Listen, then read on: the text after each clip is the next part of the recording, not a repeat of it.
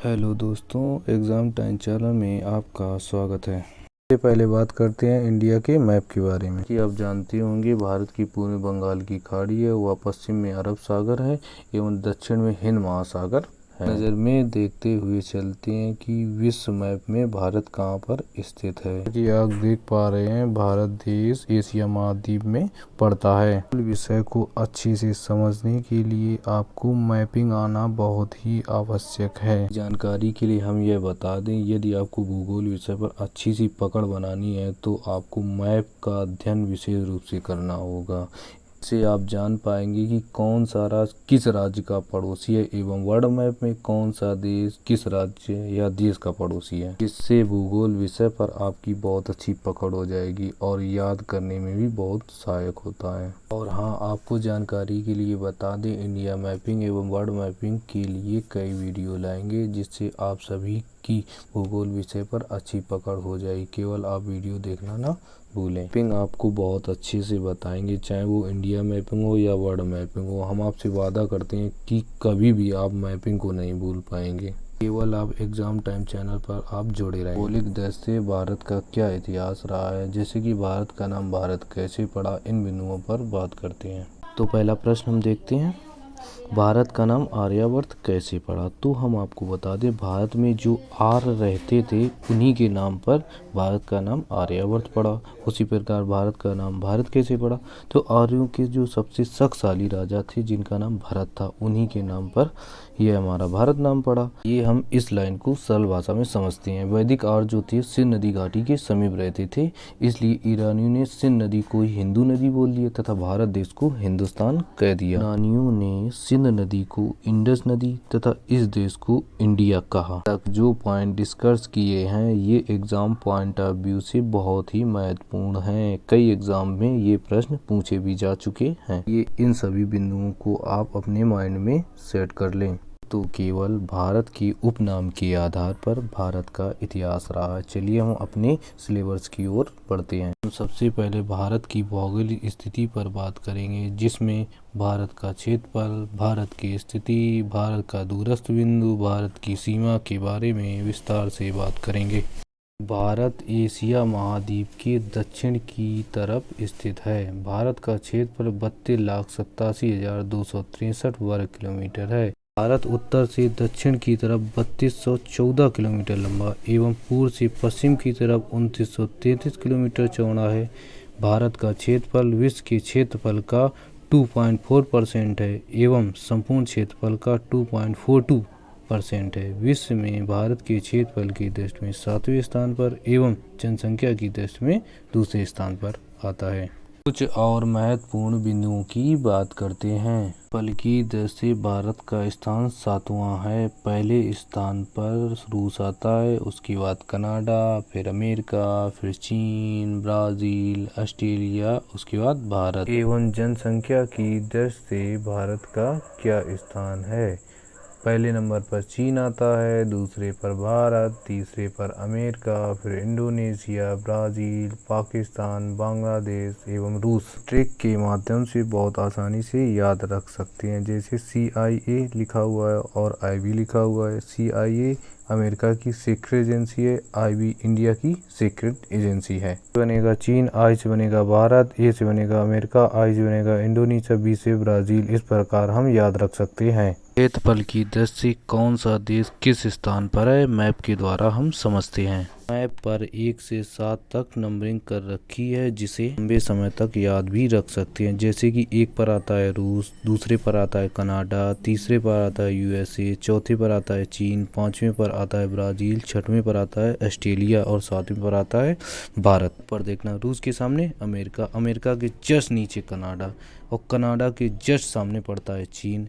चीन से थोड़ा एरो बना के आना, 5 नंबर पे पड़ता है ब्राज़ील। अब देखना, ब्राज़ील के सामने फिर पड़ता है ऑस्ट्रेलिया, जो सामने है। उसके बाद चौथे नंबर पर आता है भारत। इस प्रकार हम मैपिंग के द्वारा बहुत आसानी से हम समझ सकते हैं और लंबे समय तक बहुत आसानी से याद भी रखा जा सकता है। एग्जाम में कुछ इस तरह के भी क्वेश्चन पूछ लिए जाते हैं, जैसे भारत में सबसे ज़्यादा क्या पाया जाता है, वनों का प्रतिशत, पहाड़ों का प्रतिशत एवं पठारों का प्रतिशत क्या है। इस पर बात करते हैं। भारत की 43% भाग पर मैदान है और भारत की 29.3 भाग पर पर्वत और पहाड़ियाँ हैं एवं भारत के 27.7 भाग पर पठार पाए जाते हैं। अब हम अक्षांश एवं देशांतर रेखाओं की स्थिति के बारे में बात करते हैं। जैसा कि आप देख पा रहे हैं, अक्षांश और देशांतर रेखाएं ग्लोब पर खींची गई काल्पनिक रेखाएं होती हैं। लैटिट्यूड लाइन्स वे रेखाएं हैं जो भूमध्य रेखा के समांतर खींची गई हैं।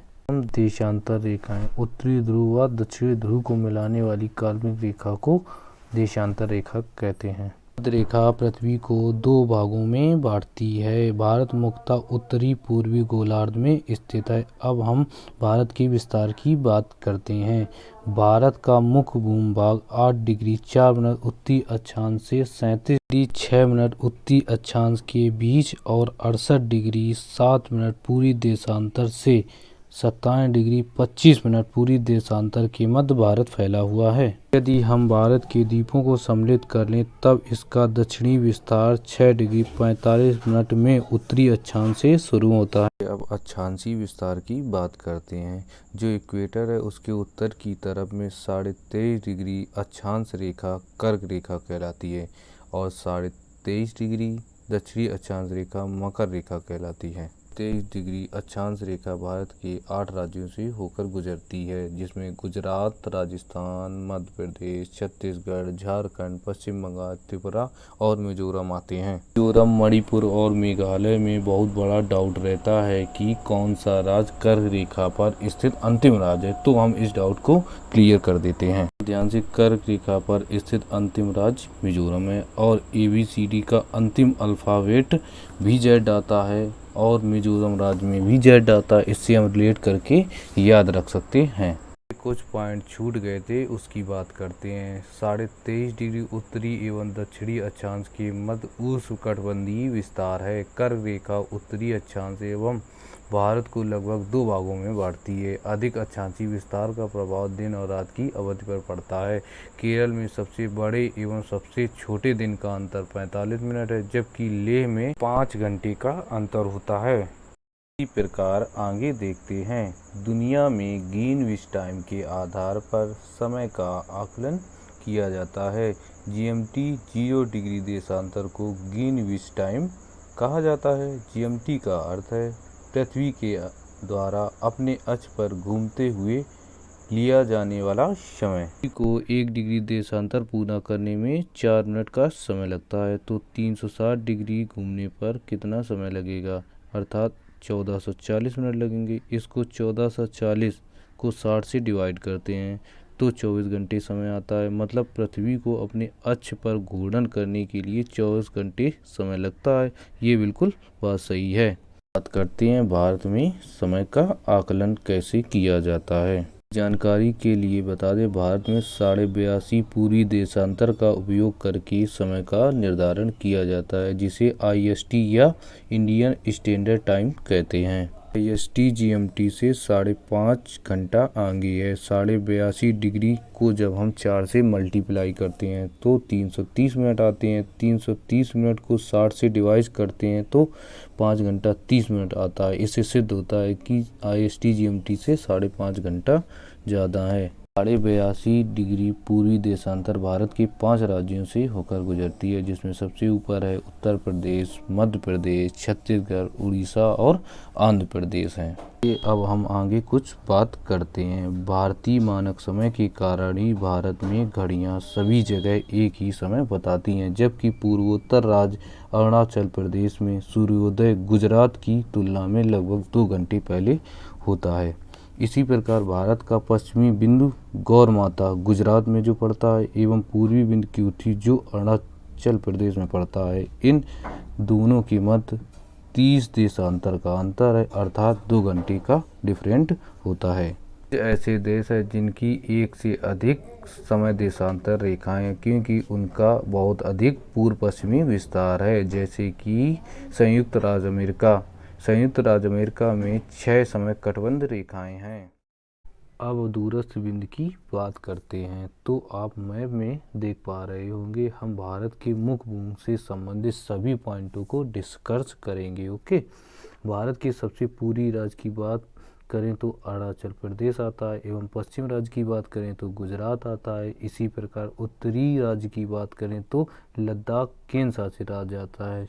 यही जम्मू कश्मीर को 2 केंद्र शासित राज्य में बांट दिया गया है, जम्मू कश्मीर और लद्दाख में। ध्यान दें, उत्तर की ओर लद्दाख है, पहले जम्मू कश्मीर आता था। हाल में यह चेंजेस देखने को मिले हैं। अब दक्षिण की ओर स्थित अंतिम राज्य की बात करें तो तमिलनाडु राज्य आता है। तो आपको समझ में आ गया होगा और सभी पॉइंट क्लियर हो गए होंगे। अब हम दोबारा इसको रिपीट करते हैं। पूरब की ओर बसा अंतिम राज्य अरुणाचल प्रदेश है, पश्चिम की ओर गुजरात है, उत्तर की ओर लद्दाख है, एवं दक्षिण की ओर तमिलनाडु राज्य आता है। ये देखते हैं, इसी से संबंधित अन्य महत्वपूर्ण बिंदुओं पर बात करते हैं। भारत का उत्तरी बिंदु इंदिरा कॉल है, जो लद्दाख में स्थित है। भारत की मुख्य भूमि का दक्षिणी बिंदु कन्याकुमारी या केप कोमोरिन है, जो तमिलनाडु राज्य में पड़ता है। इसी से संबंधित दक्षिणी भूभाग का अंतिम बिंदु की बात करें तो इंदिरा पॉइंट के नाम से जाना जाता है, जो ग्रेट निकोबार पर स्थित है। इसी से संबंधित कुछ इतिहास की बात करते हैं। वर्ष 2004 में सुनामी लहरों के कारण यह समुद्री जलमग्न हो गया था। इस बिंदु को पहले पिगमेलियन पॉइंट या पार्सन पॉइंट के नाम से जाना जाता था तथा भूमध्य रेखा से इसकी दूरी 876 किलोमीटर थी। पश्चिमी बिंदु की बात करते हैं तो सरकीज गुहार मोती के पास स्थित है, जो कि गुजरात राज्य में पड़ता है। इसी प्रकार फ्रेंड्स, जब हम पूर्वी बिंदु की बात करते हैं तो 2 नामों को याद रखना होता है, पहला वलांगू और दूसरा क्यूथू। वलांगू 57 डिग्री 1 पूर्वी देशांतर एवं क्यूथू 57 डिग्री 00 पूर्वी देशांतर है।